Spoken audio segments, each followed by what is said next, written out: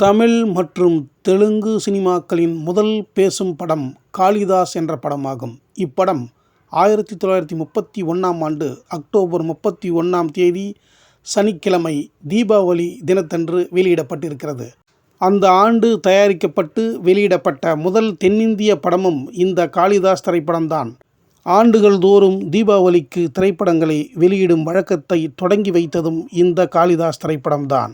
Imperial மூவிடோன் பட நிறுவனத்தின் சார்பாக அந்தேஷிர் இரானி என்ற வட இந்தியர் தயாரித்த இந்த படத்தை இயக்கியவர் H.M. ரெட்டி என்ற இயக்குனர் ஆவார்.